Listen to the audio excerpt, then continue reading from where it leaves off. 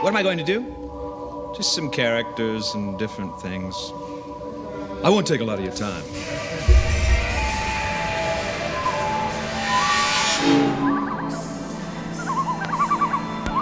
What happened? And I'm going through this story, and every time I get to the part, I'm bursting into tears. On May 28, 1998, comedian Phil Hartman was shot to death in his sleep by his wife, Brynn, who then turned the gun on herself. All these years later, Hartman's death still feels so shocking. To his fans, Hartman seemed happy, leading the lucky life with his wife and 2 kids in the San Fernando Valley suburb of Encino.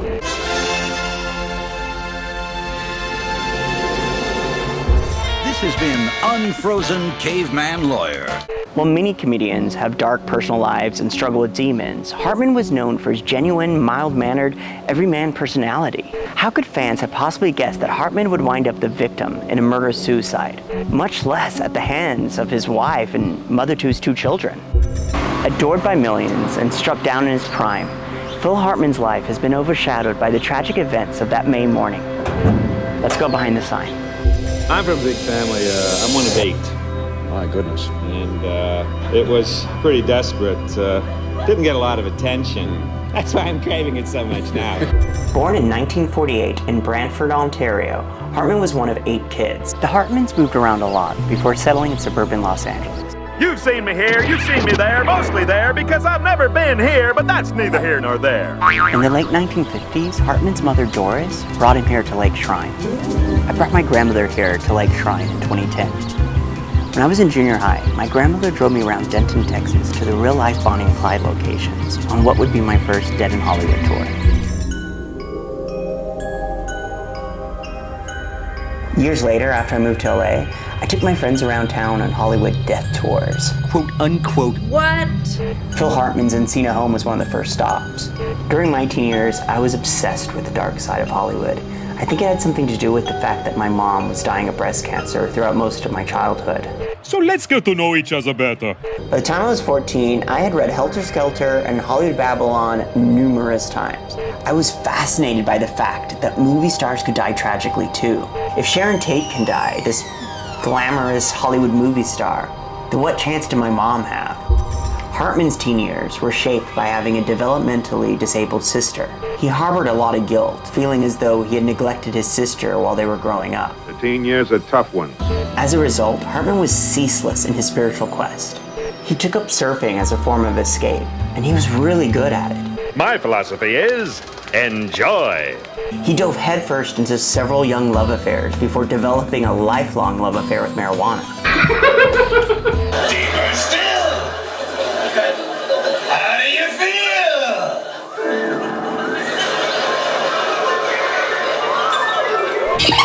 He disappeared into his visual artistry and rock and roll road tripping. Early on, he became a roadie for the band Rockin' Foo. Rockin' Foo used to play shows at an LA club called The Experience, which used to be located right here on Sunset Boulevard.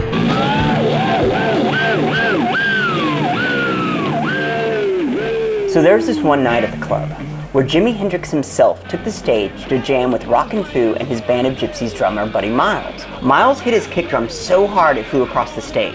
So Hartman, Foo's dedicated roadie, rushed out on stage, got down on his knees, and held the kick drum in place for the song's duration. Hendrix wailed just feet from Hartman's head. Can you imagine?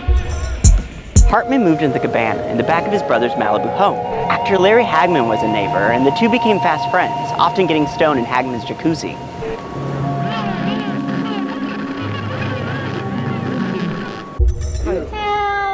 In 1969, Hartman watched TV in horror as his former high school classmate protested outside of the courtroom where Charles Manson and his family members were being tried for the Tate LaBianca murders. That classmate was Squeaky Froome, who 5 years later would try to assassinate President Gerald Ford with a semi-automatic handgun. It happened as the president was leaving the St. Francis Hotel after his last scheduled appearance.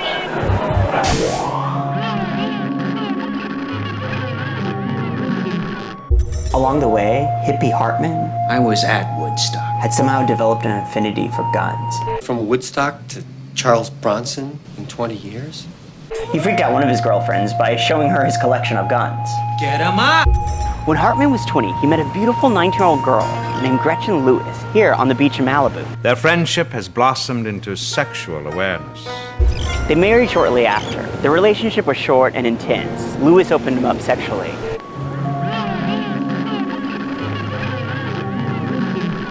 But they divorced 2 years later in 1972. Au revoir, ma petite poisson. Hartman's first calling was graphic design. He switched from being a roadie to designing album covers for his brother's music business. In the decade that followed, Hartman designed over 40 album covers for bands like America, Paco, Steely Dan. He even designed the crazy Celtic logo for Crosby, Stills and Nash.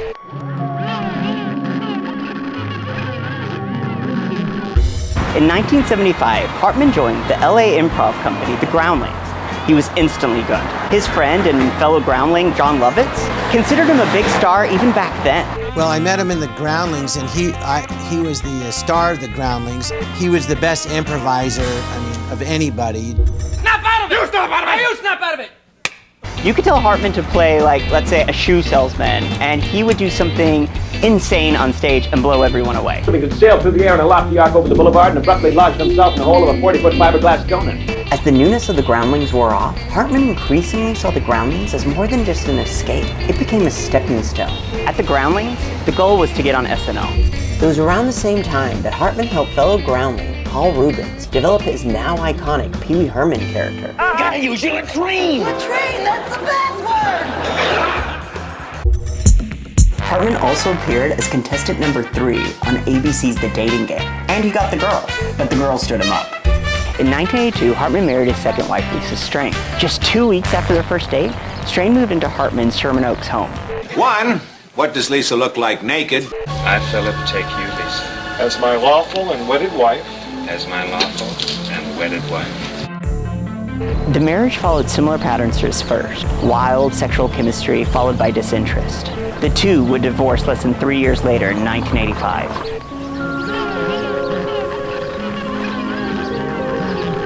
Why are you blaming me? But what did you do? Swimsuits, lingerie? Did a lot of swimsuits. Because she was a runway model for swimsuits. The same year he divorced Strain, he met aspiring actress Brynn Hartman, who would eventually become his third wife and ultimately his killer. I'd like a cup of coffee, beautiful.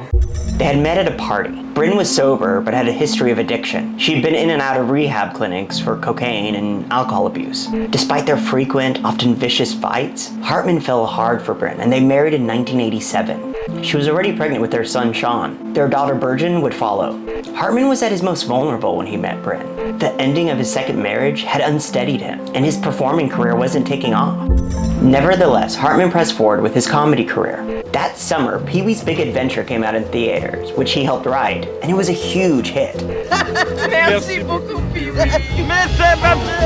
Paul called me, and we had been estranged for really since I started Saturday Night Live. You're at odds with him, aren't you? Yeah. Because you felt you helped develop the Pee Wee Playhouse and you never received credit or money for it. Is that correct? Well, that's part of it, yeah. It is. Yeah. You were one of the creators of that. Yes. And then I went on and I co-wrote Pee-wee's Big Adventure with Paul. A huge movie. Yeah. And then he decided to do the TV show, and all of us were out.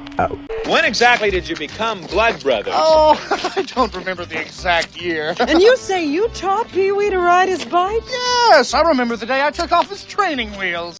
But before the falling out, Rubens, as Pee-wee, hosted SNL, and Hartman was hired to write material for the episode. Lorne Michaels was so impressed, he hired Hartman as both a performer and a writer on SNL. Saturday Night Live was almost at its death's door. It was so bad that Madonna came on the opening episode of the 1986 season and read a statement on behalf of NBC apologizing for what had been such a crummy season the year before. It was all a dream, a horrible, horrible dream. The 1986 season would start a new golden era in the show's history. The cast includes John Lovitz, Dana Carvey, and of course a 38-year-old newcomer, Phil Hartman. Can Ace line him up or what? The skills Hartman honed at the Groundlings made him a key cast member and elevated the show to new heights. During Hartman's tenure on the show, he created some of the program's most beloved characters and perfected some of his best impersonations. Issue number 4. Milli Vanilli. What is this crap? Uncle Fester. Hartman performed as over 70 different characters, from his abrasive Frank Sinatra to his wonderfully silly, unfrozen caveman lawyer. Your world frightens and confuses me. My favorite guy or girl? Sorry, I thought you were the Pat character from Saturday Night Live. Hartman had a knack for playing seedy or self-important characters. Do you realize how badly you've been beaten? Who, despite their egos, were still lovable and fun to watch because Phil Hartman was lovable and fun to watch. We've only been jogging for 3 blocks. Besides, Mrs. Clint asked us not to let you into any more fast food places. Well, I just want to mingle with the American people, talk with some real folks, maybe get a Diet Coke or something. All right, fine. But please, don't tell Mrs. Clinton. Jim, let me tell you something. There's going to be a whole bunch of things we don't tell Mrs. Clinton. Write me a loan, Bill Clinton, a whitewater loan. While at SNL, Hartman was nicknamed Glue by Jan Hooks. Phil Hartman, the glue. We call Phil the glue because he holds the show together. Without the glue, there's trouble. So long, farewell. Hartman left SNL in 1994. In his opinion, the show was getting less sophisticated, and his style of humor didn't fit with the less intellectual comedy of newer cast members like Adam Sandler. But Hartman's career was far from over. Goodbye. I quit! Yeah. And now, from Brantford, Ontario, at 5 feet 10 inches tall, 195 pounds, the star of the new motion picture Houseguest, pound for pound, the funniest man alive. Ladies and gentlemen, how about a warm Ed Sullivan theater welcome for our first guest, the one, the only, Phil Hartman. Hartman's career was on an upswing. He appeared in supporting roles in several movies, including Houseguest, Greedy, Excuse me a second. Coneheads, So I Married an Axe Murderer, My name is John Johnson, but everyone here calls me Vicky. and Jingle All the Way. I got a Turbo Man for Johnny months ago. It's nestled safely under our tree. I made this movie for my son. I knew I'd be a hero.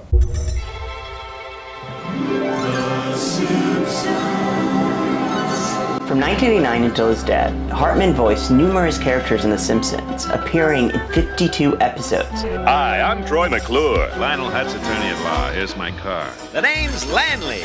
Lyle Lanley. Hello, I am Plato. I'm Tom. Let's ride. He was originally brought in for a one-time appearance. Have you ever heard the expression, when life gives you lemons, make lemonade and then toss it in the face of the person who gave you the lemons until they give you the oranges you asked for in the first place? Upon leaving SNL in 1994, Hartman was cast in the NBC sitcom News Radio, portraying radio news anchor Bill McNeil. What's up, y'all? Bill McNeil saying there's a party all up in here and you need to get with the flow. Hartman joked that he based McNeil on himself, but without any ethics or character. The show was critically acclaimed, but it was never a ratings hit, and cancellation was a regular threat. I don't think that qualifies as cracking, do you? Hartman was sure the show was going to be canceled after its low-rated 4th season, but the show was saved and renewed for another season. Unfortunately, Hartman would die before production began. Their colleague, their mentor, and their friend. Now, in a very special season premiere, the cast says goodbye to Phil Hartman. Farewell, take care of each other, and I'll see you all when you get to wherever it is that I am now. Hartman would show up to the News Radio set with scratches on his face. His castmates were well aware of Hartman's marital problems. You're insane, you know that? I'm insane!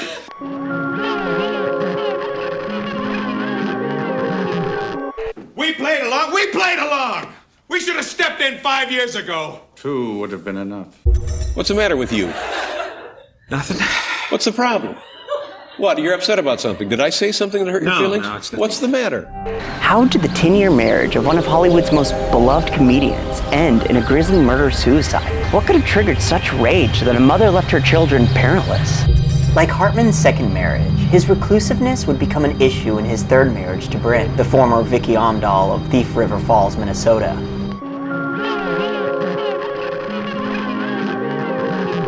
Brynn changed her name several times, from Vicky to Vicky Jo, then Brendan, and then Brynn. Plagued by insecurity and doubt, Brynn was always in search of herself. Her low self-esteem led Brynn to undergo several cosmetic surgeries. She wanted to be the perfect movie star wife. It's nice living. I get to travel all over. Often in the marriage, Brynn felt secluded and totally cut off from the rest of the world. Hartman worked, and she looked after their 2 kids. First, in a small Manhattan apartment, before moving to a mansion in the Hollywood suburbs. Brynn felt more alone than ever in Encino. Come in the house and have some ice cream. This is a family room. Hi.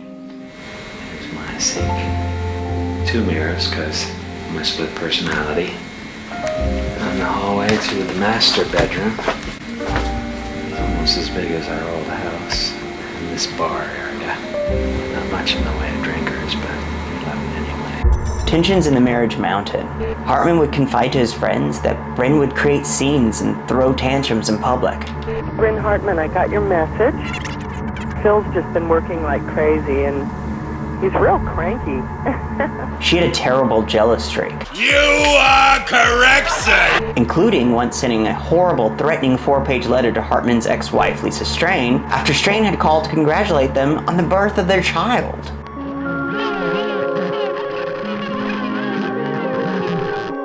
No. Were they ever? Talked to Gretchen on the phone. Never wanted to meet the second one. As Hartman's fame grew, Brynn became more jealous and controlling, even erupting with anger when he received fan mail and threw violent, object-throwing temper tantrums. I am not one of your fans!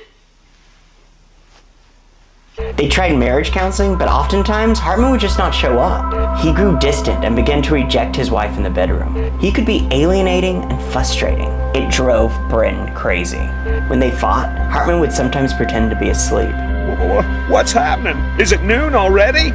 Brynn was becoming increasingly unhappy in their marriage as they approached their 10th year anniversary. She had relapsed recently and started drinking and using coke again. Brynn had gone to rehab several times throughout the marriage and had just returned from rehab clinic a few months earlier. But it was different this time when she started using again. This time she was also taking the antidepressant Zoloft, which can cause violent outbursts if mixed with alcohol. Encino psychiatrist Arthur Zarowski prescribed Brynn the antidepressant Zoloft. She knew right from the start it was the wrong medication. She felt like she wanted to jump out of her skin. On May 24th, Brynn called her psychiatrist to report worsening symptoms and deepening feelings of depression. Doctors are idiots. The Hartman saga reached its deadly climax on May 27th. That evening, Brynn visited the Italian bistro Buca di Beppo here on Ventura Boulevard in Encino. Okay, we're ready now. Okay. It was a favorite of the Hartman family. They had just celebrated Brynn's 40th birthday at the restaurant a month earlier. On this particular evening, Brynn was meeting up with her close friend Christine Zander. Zander would later tell police that Brynn was in a good frame of mind and seemed content. Over a period of 2 hours, Brynn nursed 2 Cosmopolitans and half a beer chaser. They didn't order any food. Brynn didn't mention any major problems at home, but she did talk about her flagging sex life with Hartman, but added that they had never been closer. She voiced disappointment over her career. She had just turned 40 and hadn't really accomplished anything in her professional life. Brynn wanted to migrate to a table, but Zander declined. They made plans to see each other the following weekend. Brynn used a payphone in the restaurant to call her old friend and ex-lover, stuntman turned real estate agent Ron Douglas. Douglas was also a former druggie. She ended up getting his machine, so she left him a message.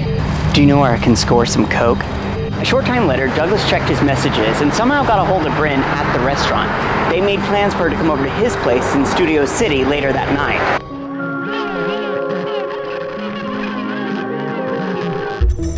Brynn drove the 20 minutes down Ventura Boulevard to Douglas's house in the upscale neighborhood of Studio City, just over the hill from Hollywood.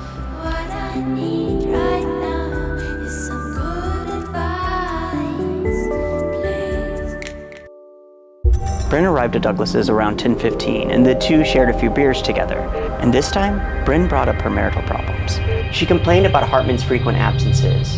Him hanging out with his friends all the time made her feel like dirt. I think I'm gonna like it here at Emerald Bay. Hartman liked to escape to Catalina Island with his guy friends. You're on TV!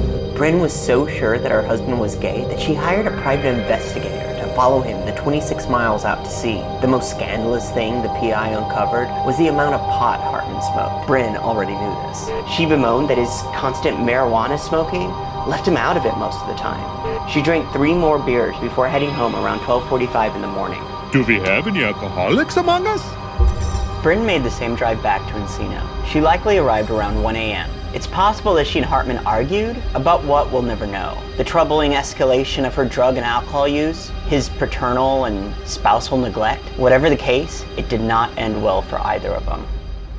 According to police, what then transpired was this. Brynn entered the master bathroom and removed Hartman's Smith & Wesson .38 from a metal lockbox where the couple kept both of their guns. She then returned to the master bedroom. Hartman was sleeping with his bent right leg exposed and his left arm extended straight out beneath him. He was wearing a purple t-shirt and boxer shorts with cartoon dachshunds on them from the Gap. From her side of the bed, Brynn took aim at Hartman and fired the first shot. A second and third shot would follow. One struck the right side of Hartman's neck, just lateral to his chin. Another entered through his forearm, exiting out the anterior and re-entering in his right lower chest. Both shots were fired from no more than 18 inches away, the latter causing a fatal wound. But the most damaging shot was fired at point-blank range and entered just above the bridge of Hartman's nose, passing through his skull and brain. Death was quick, if not instantaneous. The coroner would remark that Hartman was smiling when he died, as if in the middle of a sweet dream. Hello, my son. Hi there. And you are? An hour or so after killing her husband, Brynn drank more and did another line of coke. I said, goddamn! Around 3:25 in the morning, Brynn called her ex-lover Douglas, who she had just visited with early in the evening. She told him that Phil wasn't home and that he had left her a note.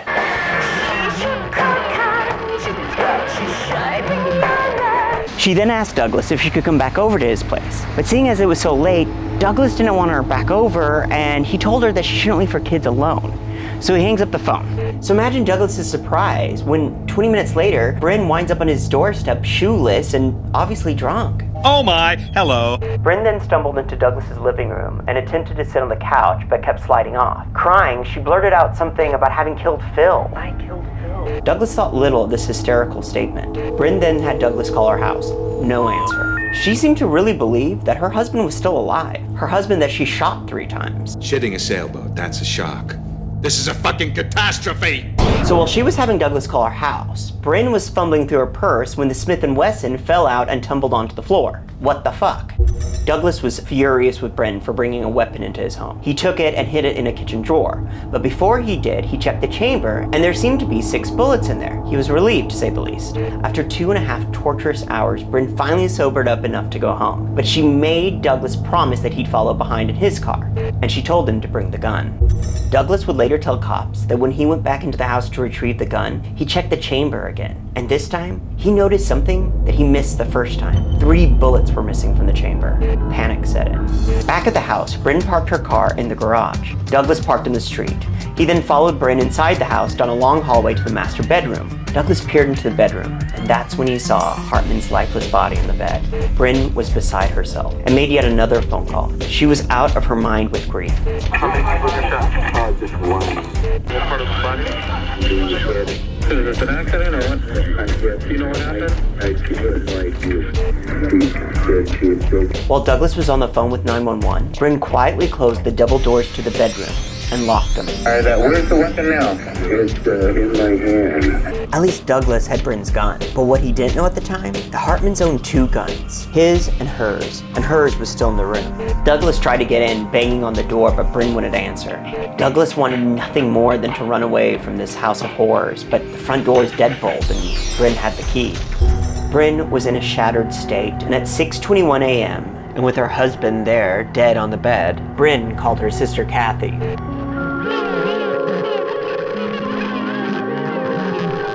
At 6:32, Brynn's bedroom phone rang. It was the police.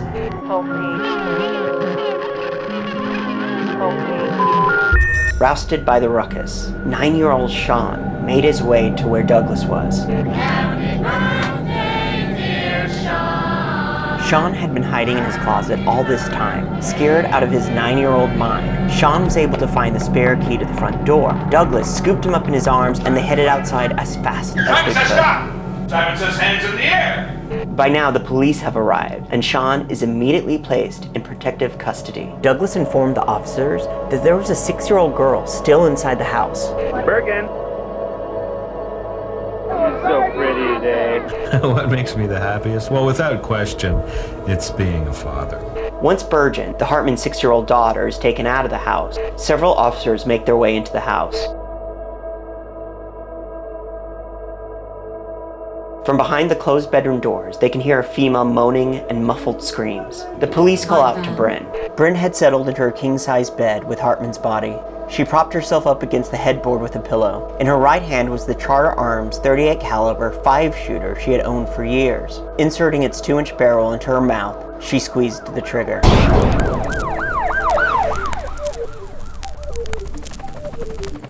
And now some sad news. Phil's brother John was one of the first to arrive on the scene. The circus arrived on cue. Television, radio, print reporters all staked their claim outside the Hartman house along this street. You can ching, ching, ching, cash in on this tragedy. We begin with a murder investigation that has stunned the entertainment world. Phil Hartman, who gained fame on Saturday Night Live, was found shot dead in his home, apparently killed by his wife, who then committed suicide. At 6:20 this morning, residents of this upscale Encino neighborhood called police to report gunshots coming from the Hartman's gated estate. Police are not confirming it, but friends say it was the Hartman's children taken from the house. They are now in protective custody and are being questioned by police. Carla Wohl, ABC News, Encino. Brynn's sister, Catherine Wright, and her husband were named the legal guardians of Brynn and Sean. Both kids now live a quiet, low-profile life out of the spotlight. In 2018, Brynn posted on Instagram that she was 6 years drug-free. In 1999, the Hartman estate sued Pfizer, the makers of Zoloft, as well as Brynn's psychiatrist. The suit claimed that Brynn suffered severe side effects from the drug, causing her to shoot her husband and kill herself. Pfizer agreed to settle with the estate for an undisclosed amount. I think in my old age, I've come to realize just how precious everything is, and I try to value the many blessings that have been bestowed upon me. But there's also this sense of vulnerability if fortune took a turn for the worse, and you live with the awareness that anything can happen in this world. Phil and Brynn's ashes were scattered in Emerald Bay on Catalina Island. Whatever you've done, whatever you were, doesn't matter to you or me, because I love you, and nothing can change that. Well, there you have it. Kind of a downer, huh? Especially with everyone dying and Matthew and I eating each other and all of that. But it's just a TV show. None of us really died. Right, gang? That's right. Please hold on to the handrail. Do not spit over the side.